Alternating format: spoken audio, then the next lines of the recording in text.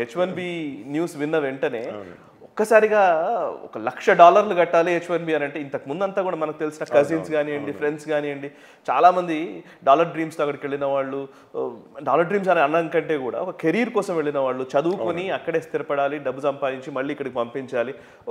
మంచి మంచి ప్లాన్స్ చేసుకున్న అనేక మంది మనకు తెలిసిన వాళ్ళే ఉంటారు అండ్ మీరు వ్యక్తిగతంగా మీరు కూడా వెళ్ళొచ్చిన వ్యక్తి కాబట్టి సో ఇంత పెద్ద నిర్ణయం విన్న వెంటనే కొన్ని లక్షల మంది నిజానికి ఒక్కసారిగా నిరాశ చెందుతున్నారు బాధపడిపోతూ ఉన్నారు ఎందుకు ఇట్లా నిర్ణయం తీసుకున్నాడు అసలు ఎందుకు ఈ బాంబు అసలు ఇది బాంబు లాంటిదే ఇది వార్త వై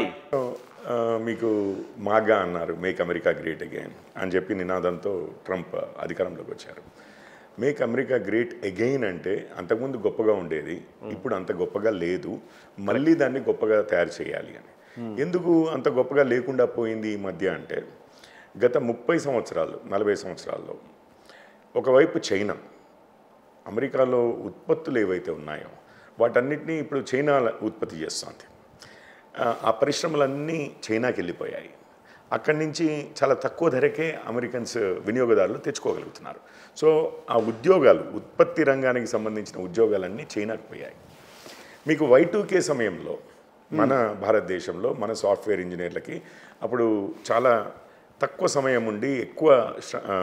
వర్క్ చేయవలసిన అవసరం ఉన్నప్పుడు సరే ఇండియా నుంచి కూడా టాలెంట్ని తీసుకోవడం జరిగింది లేకపోతే ఆఫ్ షోరింగ్ అనేది మొదలైంది అవుట్ సోర్సింగ్ అనేది మొదలైంది దాని తర్వాత అది దినదిన అభివృద్ధి చెందుతూ ఈరోజు మీకు తెలుసు ఇండియాలో ఒక పెద్ద ఇండస్ట్రీ మన ఐటీ ఇండస్ట్రీ అనేది ఏర్పడింది అండ్ మన వాళ్ళు చాలామంది లక్షల్లో ఇప్పుడు అమెరికాలో H1B వీసాలు ద్వారా వెళ్ళిన వాళ్ళు దాని తర్వాత వాళ్ళు గ్రీన్ కార్డులు తీసుకున్న సిటిజన్లు అయిన వాళ్ళు కూడా ఉన్నారు సో ఇప్పుడు ఏమైందంటే ఉత్పత్తి రంగంలోనేమో చైనా తీసుకెళ్తే సర్వీస్ రంగంలో ఎస్పెషల్లీ టెక్నాలజీకి సంబంధించిన సర్వీస్ రంగంలో అది మీరు ఐటీ అనండి ఐటీ ఎనేబుల్డ్ సర్వీసెస్ అనండి కాల్ సెంటర్స్ దగ్గర నుంచి ఇప్పుడు ఈ డాక్టర్లు ట్రాన్స్క్రిప్షన్ మెడికల్ ట్రాన్స్క్రిప్షన్ అంటారు legal work paralegal work paramedical work accounting work ఎన్నో విధాలుగా టెక్నాలజీ వాడుకుంటూ అవుట్ సోర్సింగ్ అవుతుంది సో ఈ సర్వీసెస్ బిజినెసెస్ ఏమో ఇండియా తినేసింది ఉద్యోగాలేమో అండ్ మ్యానుఫ్యాక్చరింగ్ ఏమో చైనా తినేసింది అయితే సర్వీసెస్ బిజినెస్లో 2 రకాలు ఉన్నాయి ఒకటేమో డైరెక్ట్గా అవుట్సోర్స్ చేయడం అది ఇండియాలో తయారీ లేదా అక్కడ చేసే వారిని టాలెంట్ వ్యక్తులు చేయగలిగే సామర్థ్యం ఉన్న వ్యక్తులు వాళ్ళనే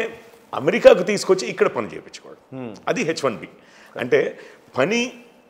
అమెరికా నుంచి భారత్కు పంపించడం కాకుండా పని చేసే వాళ్ళనే భారత్ నుంచి అమెరికాకు పంపించడం అనేది ఇది WTO నెగోషియేషన్స్ అప్పుడు మన వాళ్ళు బాగా గట్టిగా నెగోషియేట్ చేశారు మీరందరూ మార్కెట్లో ఓపెన్ చేయమంటున్నారు మీ వస్తువులకి మా దగ్గర ఉన్నది టాలెంట్ మా టాలెంట్కి కూడా మీరు అట్లాగే ఆంక్షలు తగ్గించి మా టాలెంట్ ఫ్రీగా ప్రపంచంలో ఎక్కడికైనా వెళ్ళేటట్లుగా మీరు ఇది కల్పించాలి నాన్ ట్రేడ్ బ్యారియర్స్ అంటారని వాటిని తీసేసి మాకు సౌలభ్యం కల్పించాలి అని చెప్పి అప్పుడే మేము గూడ్స్ని రాణిస్తాం టాలెంట్ రాణిస్తాం ఆ విధంగా ఇదే అగ్రిమెంట్స్కి వచ్చి మొత్తం మీద మన H1B ఎవ్రీ ఇయర్ ఒక 85,000 ఒకప్పుడు క్లింటన్ గారు ఉన్నప్పుడు 1,15,000 వరకే వెళ్ళింది అనుకుంటాను ఇప్పుడు ఒక 85,000 అంటే 65,000 ఇక్కడ నుంచి ఒక 20,000 అక్కడే ఎంఎస్ చేసి చదువుకున్న వారికి అక్కడ అది సపరేట్ ఇది సపరేట్ అన్నట్లుగా ఇది చేశారు అయితే ఇప్పుడు మాగా మళ్ళీ గ్రేట్ అగైన్ చేయాలి అంటే ఏంటి అమెరికాలోనే ఉద్యోగాలు రావాలి అమెరికన్సే సంపాదించుకోవాలి అంటే మళ్ళీ ఉత్పత్తి రంగము అమెరికాకి రావాలి దానికేమో టారిఫ్స్ అన్నారు అంటే ఇంపోర్ట్ డ్యూటీస్ అదే కస్టమ్స్ డ్యూటీ అంటాం మనము ట్యాక్స్లు వేశారు చైనా నుంచి వస్తువులు వచ్చినా ఇండియా నుంచి వచ్చినా ఇంకే ఇతర దేశాల నుంచి వచ్చినా మా దగ్గరికి వచ్చినప్పుడు మేము ట్యాక్స్ వేస్తాము అన్నారు అది 150% వరకు అన్నారు సారీ చైనా మీద మన మీద ఇప్పుడు 50% ఉంది మన మీద వెనిజువేలా మీద సో వస్తువులు దిగుమతి చేయాలంటే ట్యాక్స్లు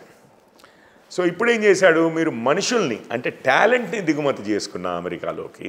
మన వాళ్ళకి కాకుండా బయట వాళ్ళని దిగుమతి చేసుకుని వాళ్ళకు ఉద్యోగాలు ఇచ్చినా మీకు ట్యాక్స్ ఎంత అంటే ప్రతి H1Bకి $1,00,000 సో దట్ అటు వస్తువుల మీద ట్యాక్స్ పెంచితే వస్తువులు ఇక్కడే తయారవుతాయి అక్కడి నుంచి తెచ్చుకోవడం కష్టమవుతుంది చేయబట్టి మనుషుల టాలెంట్ రావడం మీద సామర్థ్యం రావడం మీద ట్యాక్స్ వేస్తే మన దగ్గరే సామర్థ్యం పెంచుతారు మన ప్రభుత్వాలు ఇప్పుడు విప్రో ఉందండి మీకు ఇన్ఫోసిస్ బాగా తెలుసు కదా ఏముంది వాళ్ళతో పెద్ద యూనివర్సిటీ లాగా ఉంటుంది మళ్ళీ మన ఇంజనీరింగ్ కాలేజ్ నుంచి వచ్చిన వాళ్ళు కూడా ఇండస్ట్రీకి సరితూగరు అని చెప్పి మళ్ళీ ఒక 6 నెలలు ట్రైనింగ్ ఇస్తారు